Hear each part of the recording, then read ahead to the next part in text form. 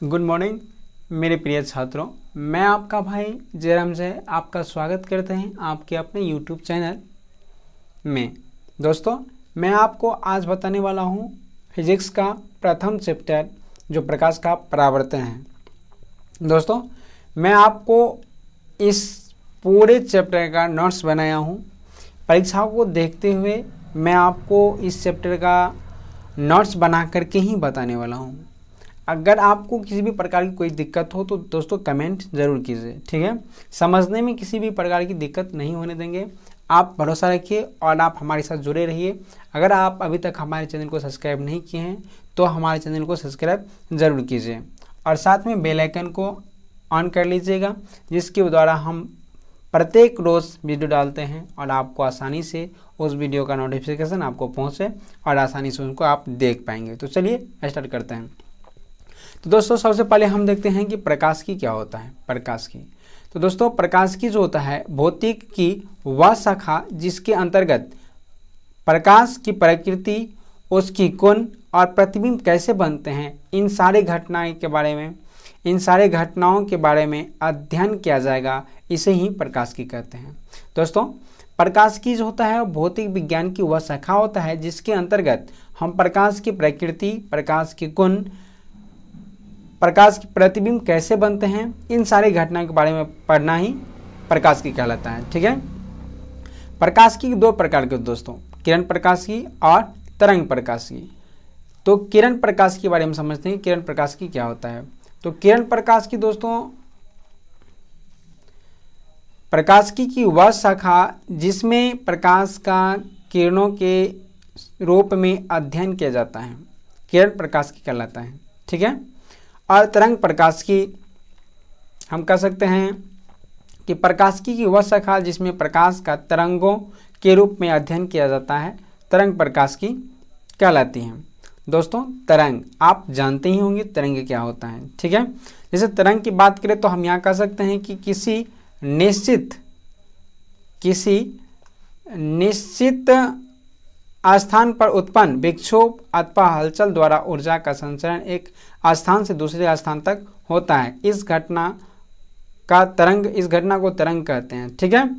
जैसे तरंग एक ऊर्जा की एक विधि होती है, तरंग ऊर्जा की एक विधि होती है। दोस्तों, प्रकाश की प्रकृति के बारे में समझते हैं कि प्रकाश की प्रकृति क्या होता है। तो प्रकाश की प्रकृति के बारे में देखिए, प्रकाश की प्रकृति पदार्थ के स्थानांतरणों के द्वारा होता है और या तरंगों के द्वारा भी होता है, ठीक है। चलिए दोस्तों, अब देखते हैं प्रकाश की प्रकृति के संबंध के सिद्धांत।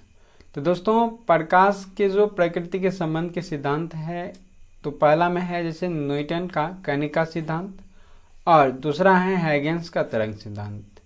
न्यूटन का कणिका सिद्धांत के बारे में अगर जानने के प्रयास करें तो हम इस सिद्धांत के अनुसार प्रकाश के छोटे छोटे कण से प्रकाश जो होते हैं वह छोटे छोटे कण से मिलकर के बना होता है, जिन्हें कणिकाएं कहते हैं। दोस्तों, न्यूटन के अनुसार न्यूटन ने भी प्रकाश पर बहुत से रिसर्च किया और उन्होंने पाया कि जो प्रकाश है वह छोटे छोटे कणों से मिलकर के बना होता है, जिन्हें हम कणिका कहते हैं, ठीक है। और अगर ह्यूजेंस की बात करें, ह्यूजेंस की तरंग सिद्धांत का, तो आप यहाँ देख सकते हैं कि ह्यूजेंस का जो तरंग सिद्धांत है, ह्यूजेंस यानी इस सिद्धांत के अनुसार प्रकाश तरंग के रूप में गमन करता है। इस सिद्धांत के अनुसार प्रकाश जो है वह तरंग के रूप में गमन करता है। प्रकाश के संचरण के लिए माध्यम की आवश्यकता होती है एवं प्रकाश की प्रकृति अनुदैर्ध्य होती है। प्रकाश की जो प्रकृति होता है वो अनुदैर्ध्य होता है। अगला देखते हैं दोस्तों, जैसे प्रकाश का परावर्तन के बारे में बात करते हैं। तो प्रकाश की परावर्तन का जो परिभाषा होगा दोस्तों, वो हम ये दे सकते हैं कि प्रकाश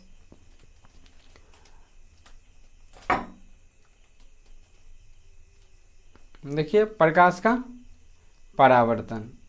तो प्रकाश का परावर्तन की परिभाषा अगर हम देखें तो हमारे पास ये एक दर्पण है जिनको हम परावर्तक सतह भी कहते हैं और इस पर जब कोई प्रकाश आपतित किरण इस पर आता है तो इस पर पॉलिश करने की वजह से क्या हो रहा है कि इसका जो प्रकाश परावर्तन हो जा रहा है, यानी परावर्तन होकर के उसी माध्यम में वापस आ रहा है। तो उसी माध्यम में जब ऐसी घटनाएं होती है तब हम प्रकाश का परावर्तन कहते हैं। जैसे हम इन्होंने लिख चुके हैं कि जब प्रकाश किसी चिकने या चमकदार, ये एक चिकने या चमकदार या पृष्ठ पर आपतित होती है तो वह प्रकाश उसी माध्यम या उसी दिशा या माध्यम में लौट जाती है, तो इस प्रकार की घटना को प्रकाश का परावर्तन कहते हैं। जैसा कि हम देख सकते हैं कि आपतित किरण इस परावर्तक पृष्ठ पर आया और पॉलिश होने की वजह से ये क्या हो गया, इसी क्षेत्र में वापस आ गया। तो इस प्रकार की घटना को प्रकाश का परावर्तन कहते हैं। प्रकाश परावर्तन के दो प्रकार होते हैं। प्रकाश परावर्तन के दो प्रकार होते हैं। एक प्रकाश का परावर्तन नियमित परावर्तन और दूसरा होता है अनियमित परावर्तन। चलिए देखते हैं कि नियमित परावर्तन। नियमित परावर्तन को अगर समझे तो हम यहाँ कह सकते हैं कि नियमित जो परावर्तन होता है, यानी प्रकाश किरणें जब किसी तल से टकराती है तो टकराने के फलस्वरूप एक निश्चित दिशा में एक दूसरे के समांतर परावर्तित होती है, एक दूसरे के समांतर परावर्तित होती है। इस प्रकार के परावर्तन को प्रकाश के नियमित परावर्तन कहते हैं। जैसा कि हमारे पास यह चित्र से हमें स्पष्ट हो सकता है कि बहुत से असंख्य प्रकाश किरण आ रहा है और सब इस परावर्तक सतह से टकरा करके एक दूसरे के समांतर होकर के परावर्तित हो रहा है, तो इस प्रकार की घटना को प्रकाश के नियमित परावर्तन कहते हैं। ठीक है।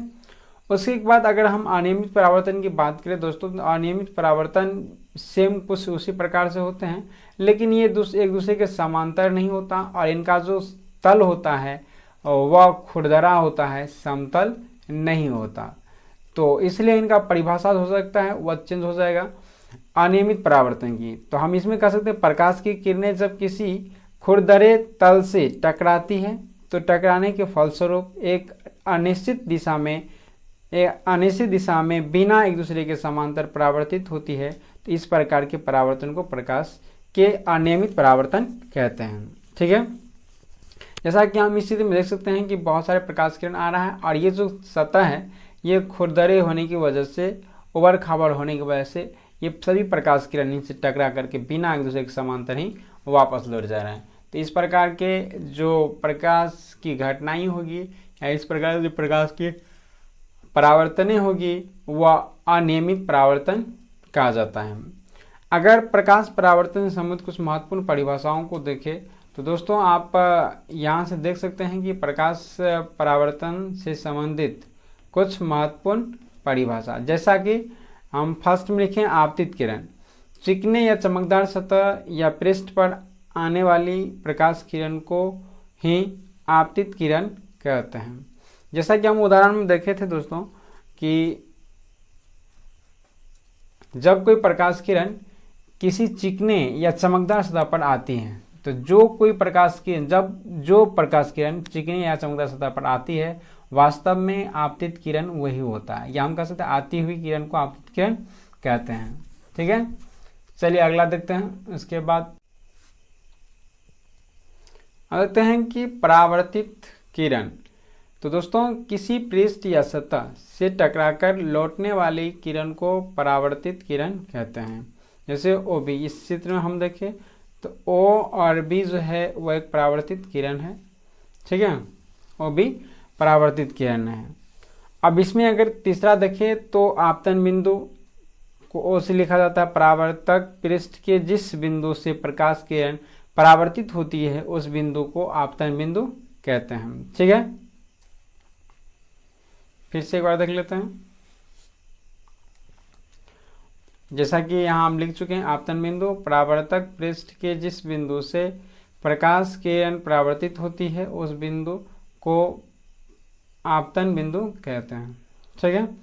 अगला अभिलंब। दोस्तों अभिलंब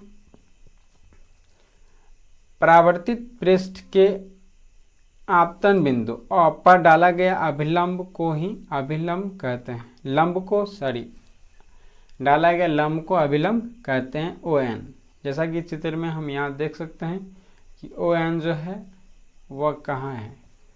ON ये एक लंब है जिन्हें हम अभिलंब कहा जाता है। ठीक है, अब अगर हम आपतन कोण की बात करें, आपतन कोण की बात करें तो देखिए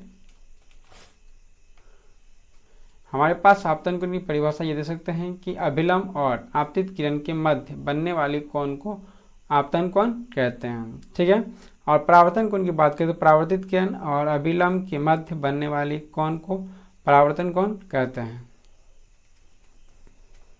परावर्तन कोण की परिभाषा फिर से देख लेते हैं एक बार दोस्तों, कि जो परावर्तन कोण है वह परावर्तित किरण और अभिलंब के बीच बनने वाली कोण को परावर्तन कोण कहते हैं। ठीक है, आशा करते हैं आप अच्छे